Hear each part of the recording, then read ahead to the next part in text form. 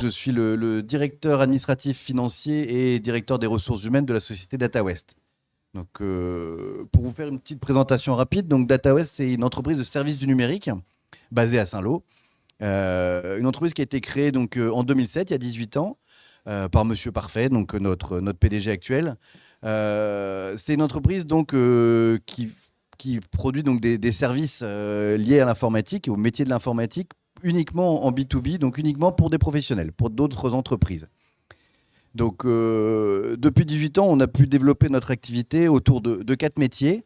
Je vois plusieurs personnes dans le public à qui j'ai déjà expliqué un petit peu cette partie-là, mais je vais continuer à la détailler. Donc, nos 4 métiers sont une partie infogérance, donc où on va s'occuper de l'ensemble du parc informatique de nos clients. Donc, ça va passer par une phase projet où on va installer l'ensemble des équipements informatiques de nos clients, du poste informatique, de la baie informatique, du serveur, l'ensemble du réseau, l'ensemble du système. Et donc une équipe support à côté qui va être capable d'intervenir en réparation et en développement d'autres solutions à distance. On a un second métier qui est une partie développement, donc qui est un métier différent donc, sur cette partie-là. Donc du développement d'applications de gestion aujourd'hui. Un petit service de 4 personnes, ça nous permet de faire du sur-mesure pour nos clients. Nos clients nous appellent, nous précisent avoir un problème de gestion particulier. On va être capable de leur développer un petit logiciel, une petite application ou un ERP complet pour répondre à leurs besoins. Donc une petite équipe de 4 analystes programmeurs sur ce service-là. Le troisième métier est un métier donc opérateur. Donc on est inscrit à l'Arcom depuis plusieurs années. Donc on est capable de déployer la fibre optique pour nos clients, de déployer un parc de téléphonie fixe, un parc de téléphonie mobile. Là encore, c'est une question stratégique. L'idée, c'est de ne pas laisser un de nos concurrents rentrer chez nos clients pour proposer une solution de téléphonie et potentiellement une solution informatique. On souhaite proposer les deux et être capable d'être cohérent dans cette proposition. Le dernier métier, qui est celui qui nous différencie le plus de nos concurrents locaux, nous sommes le seul propriétaire privé de data center donc, dans la Manche. Nous avons 2 data centers, un à Agneaux, un à Saint-Lô, à un peu plus de 100 mètres d'ici. Et donc 2 data centers qui nous permettent d'héberger les données, les sites internet, les logiciels de nos clients. Le fait de pouvoir héberger à distance de cette façon-là permet à nos clients de ne plus avoir dans leurs locaux une salle serveur, de ne plus avoir de serveur physique et d'avoir directement toutes leurs données intégrées chez nous. Donc, cette partie-là indique donc une connexion sans faille, d'une part, et une sécurité sans faille également. C'est-à-dire que si notre client est hébergé chez nous et qu'il se retrouve à être piraté chez nous, forcément, c'est notre réputation qui en souffrira. Donc, sur cette partie hébergement, donc, ça permet, comme je vous disais, aux clients d'éviter d'avoir ce serveur physique. Donc, ça lui fait des économies d'énergie forcément, de place, parce que souvent, une salle serveur va prendre de la place, va être très énergivore, et de permettre d'avoir quelque chose de complet dans une structure. Donc, cette notion de cybersécurité rentre, et donc les métiers qui y sont liés rentrent dans tout ce métier d'hébergement également. Pas très bien. Donc les métiers du numérique au sein de DataWest, je ne sais pas si vous voyez très bien, mais on va avoir plusieurs types de métiers en parlant vraiment des métiers du numérique. Forcément, la présentation que je vais vous faire, il va être sur nos métiers. On pourra discuter ensuite des autres métiers du numérique. Vous avez pu voir le stand sur les métiers de la communication et du numérique avec le groupe FIM, avec les différentes structures. Et effectivement, il existe d'autres métiers du numérique qui ne sont pas chez nous. L'idée, c'était de pouvoir vous présenter tout ça. Aujourd'hui, nos postes différents détaillés, on va avoir des postes de techniciens itinérants et assistants. C'est-à-dire que je vous ai parlé des différents services, donc un service support, une équipe terrain. C'est une petite structure, on est 25. Mon souhait est clairement de ne pas cloisonner, de ne pas avoir des gens qui ne font que du support et que répondre au téléphone toute la journée. En général, à un support, vous répondez à des clients qui vous appellent dès le matin parce que quelque chose ne fonctionne pas. Répondre à des gens mécontents toute la journée, c'est plus agréable quand même. Donc l'idée était d'avoir des postes polyvalents. Donc la notion de technicien itinérant et assistance, c'était de permettre à des techniciens de faire du support et d'être également capable de prendre un de nos véhicules et d'aller chez nos clients en dépannage ou en installation. Donc c'est de faire quelque chose de complet. Je le précise, on est sur des postes qui requièrent en général un bac plus 2. Donc au minimum pour aller sur ces services-là, sur la partie équipe support ou l'équipe terrain. Maintenant, on est très cohérent dans les possibilités, c'est-à-dire qu'il y a des profils très différents chez nous. Donc sur mes techniciens itinérants et assistance actuellement dans l'équipe, j'ai un jeune homme qui est arrivé chez nous il y a un peu plus de 2 ans via une action de formation liée à Pôle emploi qui n'a aucun diplôme lié à l'informatique, donc qui est arrivé par une action de formation après des reconversions, par des discussions. On a fait des stages, on a fait un peu EI avec Pôle emploi, on a fait différentes, avec France Travail, pardon. Ils sont juste à côté en plus. On a fait plusieurs actions dans ce sens-là avant d'aboutir à un CDI et de lui permettre aujourd'hui d'être capable d'être autonome sur plusieurs dossiers et de se développer. Donc l'idée, c'est d'avoir cette formation initiale de Bac plus 2, mais rien n'est complètement limité dans cette possibilité-là parce que le métier, la partie la plus importante du métier reste pour moi les soft skills, c'est-à-dire le savoir-être et l'envie. Ce sont des métiers où la nécessité première est la curiosité. Il y a une vraie notion de rigueur aussi, mais cette notion de curiosité, elle est indispensable sur les métiers de l'informatique dans le sens où ça évolue tout le temps. Ça bouge beaucoup, ça bouge très rapidement, et donc il y a une nécessité à rester focus sur les différents métiers, sur les différentes évolutions pour pouvoir continuer à progresser. Donc si l'état d'esprit est là, si l'état d'esprit est bon, on a les équipes nécessaires et la pédagogie nécessaire pour permettre aux gens de progresser chez nous. Donc je vais avoir différents profils sur ces métiers, comme je vous le disais. J'ai une autre pensée aujourd'hui sur un de nos salariés qui est rentré en tant que technicien itinérant assistance, un jeune homme qui sortait donc d'un BTS informatique, un BTS SEO, en scolaire complet, sans alternance, donc pas d'expérience, qui n'a pas trouvé, c'est un jeune homme qui vient de Lisieux, qui n'a pas trouvé d'entreprise près de Lisieux, qui a fait 1 an à travailler à la Poste parce qu'il ne voulait pas rester à ne rien faire, même s'il ne trouvait pas de métier.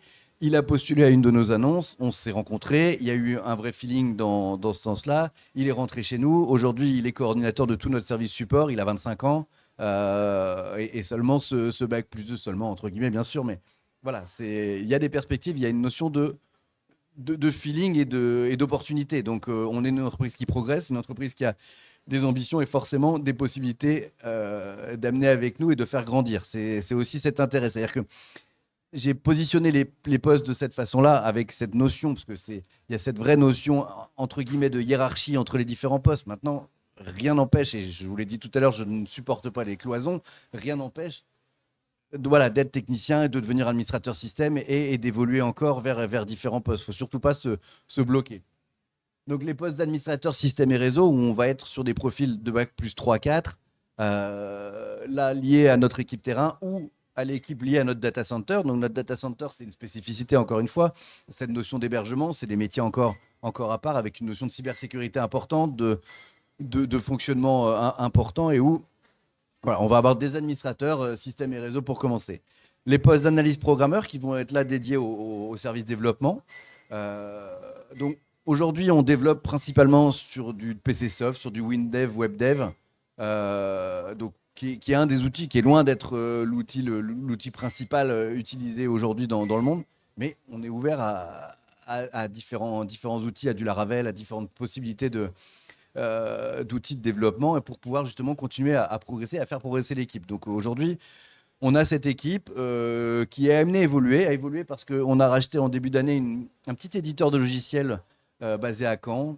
Là, une société aussi qui a un logiciel développé sur PC Soft également, qui est un logiciel de gestion pour les TPE du bâtiment principalement, qu'on souhaite redévelopper en mode SaaS pour pouvoir le diffuser à plus grande échelle. Et là-dessus aussi, forcément, il y aura des évolutions dans notre service pour pouvoir maintenir et utiliser ce logiciel.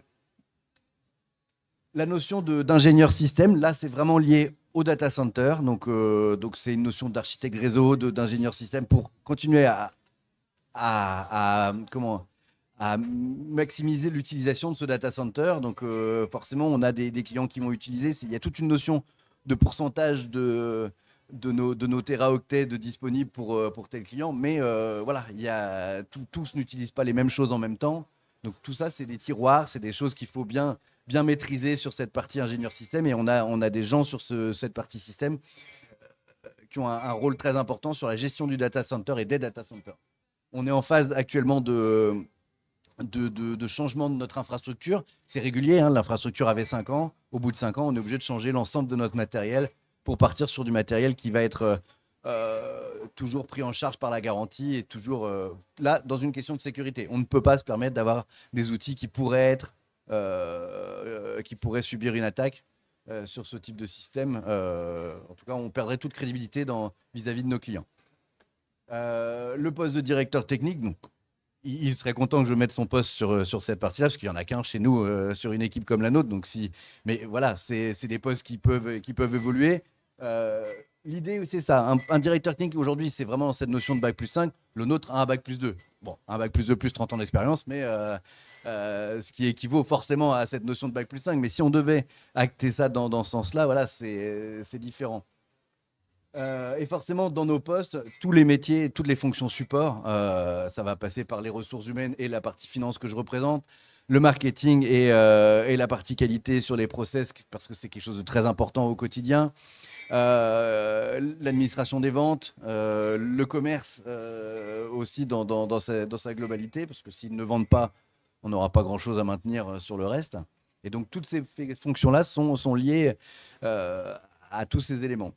Sur le data center, une autre précision, on est certifié ISO 27001 depuis le mois de février l'année dernière. Donc, ça veut dire que l'AFNOR est venu certifier la sécurité et la sécurisation de notre système de data center et de notre gestion des données clients et des données présentes et de la sécurisation des données donc via ce certificat qualité.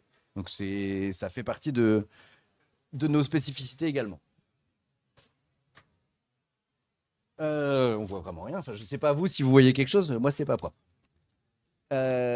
Aujourd'hui, c'est pour vous donner une idée de quelle façon on se présente. Aujourd'hui, il y a Saint-Lô. On a une agence à Cherbourg donc, qui a été créée au mois de septembre 2024.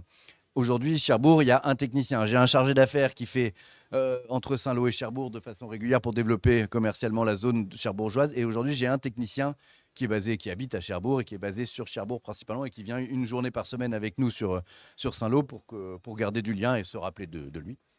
Et la partie Caen, où donc on a uniquement une partie commerce à Caen aujourd'hui. Mais l'idée, c'est de continuer à développer aussi tous ces deux secteurs. Le prochain projet, donc on a mis ECSBTP, qui est la société qu'on a rachetée à Caen sur cette partie développement de logiciels. Le prochain projet, donc, c'est la Bretagne, donc qu'on souhaiterait développer également sur une unité commerciale de la même façon. L'idée, c'est ça, c'est de développer aujourd'hui par une unité commerciale et après de construire une équipe technique sur chacun de ces sites. Donc l'entité administrative resterait à Saint-Lô, mais c'est d'avoir des pôles pour être toujours capable de dire à nos clients qu'on est à moins d'une heure. Donc continuer à développer le réseau autour de Caen, le réseau autour de Cherbourg pour être sûr d'arriver rapidement chez le client. C'est aussi, on travaille, comme je vous disais, en B2B uniquement, qu'avec des pros. Et l'idée, c'est de pouvoir leur garantir une intervention rapide en cas de problème. Aujourd'hui, vous êtes tous, pense conscients que l'informatique est au cœur de toutes les problématiques. Un client qui ne peut plus se connecter le matin, c'est forcément un problème. Aujourd'hui, de plus en plus d'entreprises sont en télétravail. Un salarié en télétravail qui ne peut pas se connecter à son réseau le matin, c'est forcément un gros souci aussi chaque jour. Donc, on a une nécessité à être réactif et rapide. Donc, on a des annonces d'emploi sur ces différents sites. Ça va être des annonces de chargés d'affaires, de développeurs WinDev, WebDev, parce qu'on continue à chercher. On cherche un administrateur système data center en ce moment, des techniciens itinérants à assistance. On a une annonce permanente sur ces postes-là parce que l'important, c'est de conserver aussi une CV Tech, c'est-à-dire que sans avoir forcément de poste aujourd'hui, c'est de savoir, et c'est aussi l'importance de des moments comme aujourd'hui et des échanges, c'est de savoir qu'on a des possibilités d'accueil et qu'on a besoin de savoir qu'il y a un vivier de compétences à proximité. Et voilà, différents postes sur les différentes agences et sur nos différents projets. Aujourd'hui, sur notre équipe, l'alternance est au cœur de notre équipe et au cœur de l'ADN de Data West. 22% de notre équipe est en alternance en cours de l'année 2025. Des choses ont évolué depuis. Certains ont signé un CDI, d'autres sont partis sur d'autres aventures. Mais voilà, ça représente quelque chose de très important pour nous. Les 6 alternants donc, présents à ce moment-là, donc au niveau de la structure. Certains, je pense à Ethan qui a été présent avec nous de sa deuxième année de bac pro, donc à 16 ans, jusqu'à la fin de son BTS. On a fait le choix, lui et nous, de le guider vers un de nos clients. Donc il est devenu technicien informatique chez un de nos clients parce qu'il n'a que 20 ans aujourd'hui et qu'on avait envie qu'il voit autre chose, donc qu'il découvre autre chose et qu'il n'y ait pas que nous dans ce sens-là. On est en lien forcément avec lui vu qu'il est chez un de nos clients, mais c'était important pour nous qu'il continue à voir autre chose. Mais c'est quelqu'un qu'on a accompagné pendant 4 ans. Édouard a été avec nous de sa première année de BTS à son master, donc pendant 5 ans. Là aussi, il y avait une envie à un moment forcément de toucher à autre chose. Et l'histoire n'est pas forcément finie, mais c'était vraiment cet intérêt.